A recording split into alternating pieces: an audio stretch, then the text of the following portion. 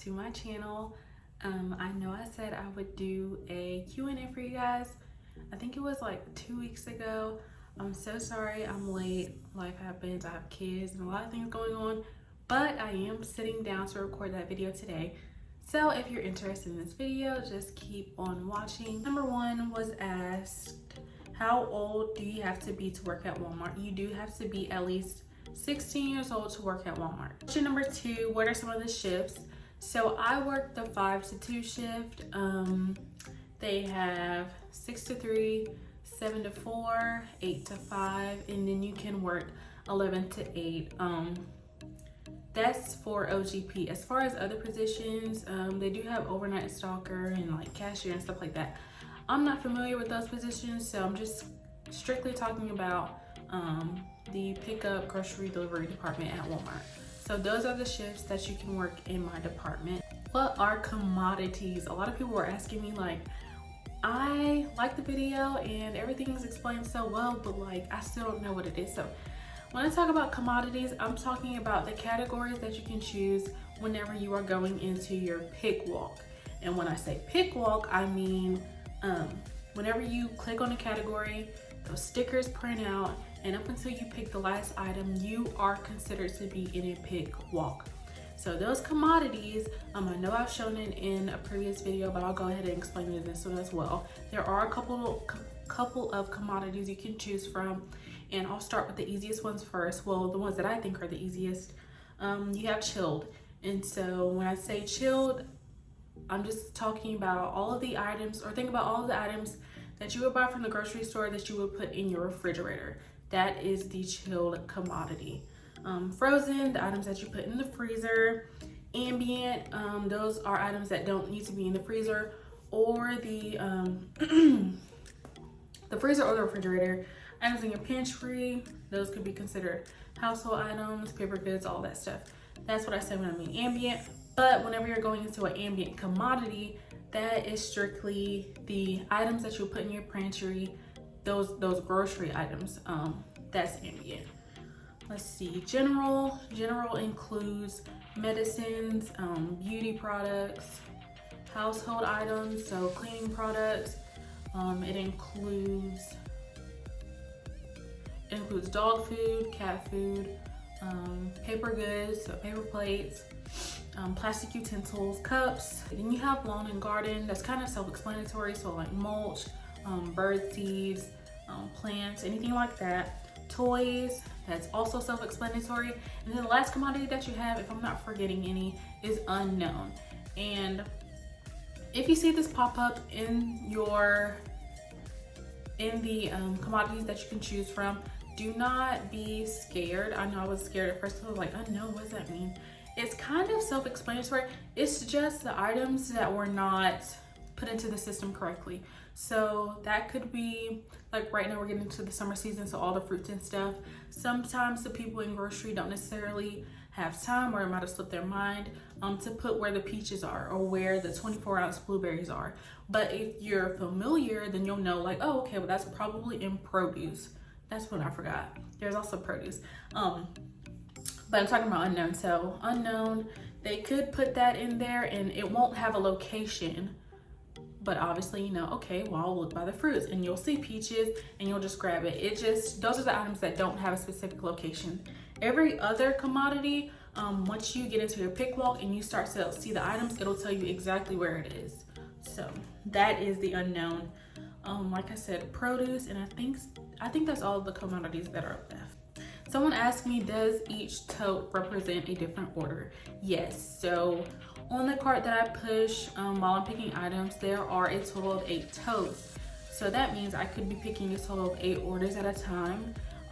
That's not always the case. Sometimes it'll only print out 3 or 4 stickers, and sometimes it'll print out all 8. It's not as daunting as it seems.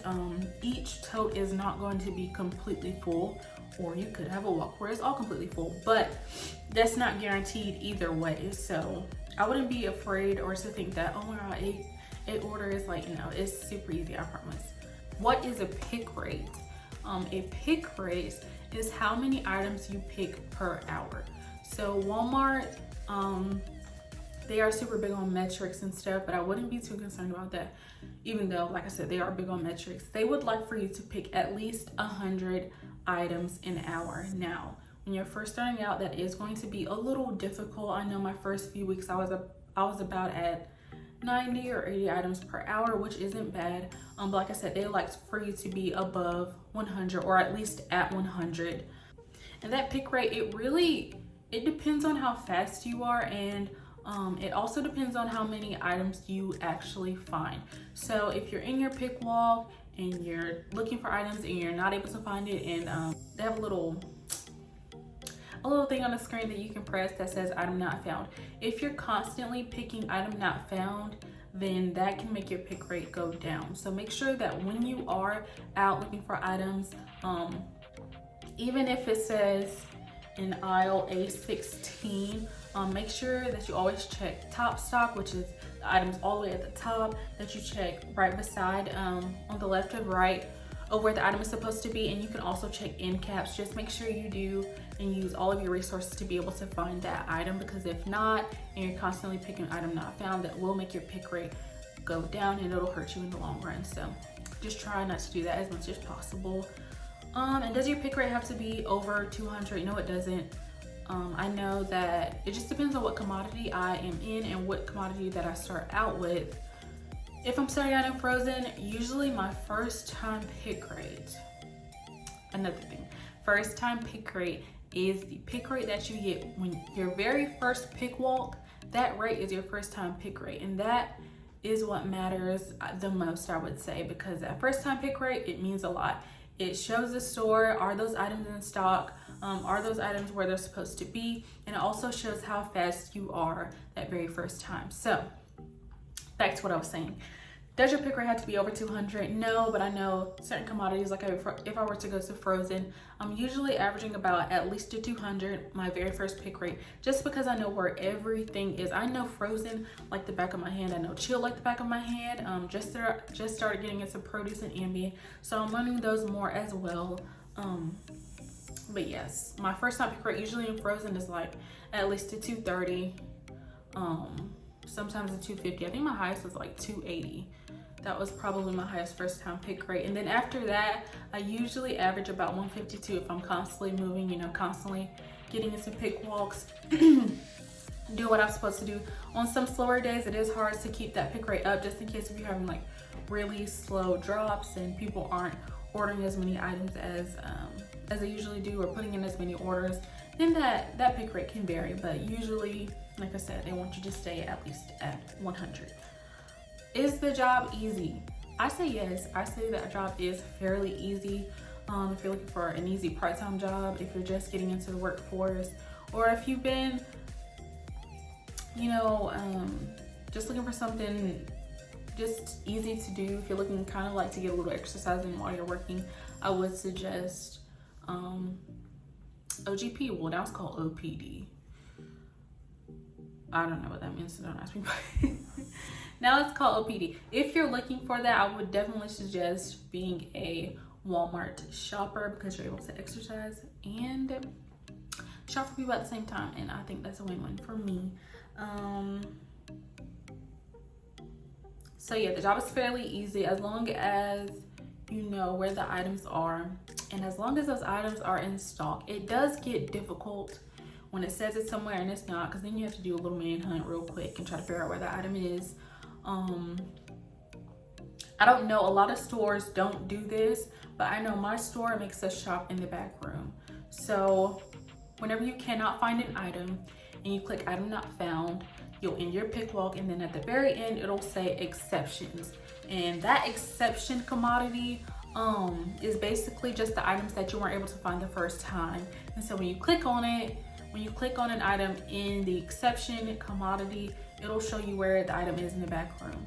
Like I said, a lot of stores don't let shoppers go in the back room, but my manager is very strict about finding that item regardless of what you have to do. My managers don't care. Go to the back room, talk to the department manager, whatever you have to do to find that item to keep our metrics up. And so that just kind of depends on your store. If you have to go above and beyond and go in the back room and search for stuff, that can get extremely difficult. I do not like shopping in the back room. I don't like doing exceptions. When I come in really early at 5 o'clock, each person usually has to do their own exceptions just because we don't have that many workers. But as the day progresses and as people come in, we do have people who are strictly working exceptions, and they take care of that for us, which I'm grateful for them. They do that for me.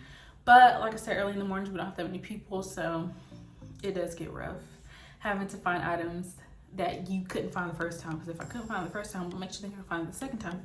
Anyways, that's neither here nor there. That does get difficult, but besides that, I do think the job is fairly easy and that anyone could do it. And this might be a pretty short video. Let me see. How much is the pay? I think that's going to be my last question.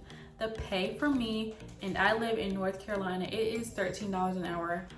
That is a starting rate, which is pretty good. I mean, I think it's pretty good. If you don't have a degree, and if you're just getting into the workforce and you're just looking for maybe a little part-time job or just an in-between job before you actually get into your career like I am, I think that is a pretty decent pay for this position. But like I said, I live in North Carolina. It does depend on where you live. I know some areas they do start out at $15, $16, even $17 an hour. But that just depends. Thank you for the support so far. I really appreciate it. You guys don't know how much it means to me just to see the likes and the comments and you all interacting with each other and me being able to interact with you as well. Like I said, thank you so much for watching. Do not forget to like, comment, and subscribe. As always, peace and love to you all. Sincerely, Larisa.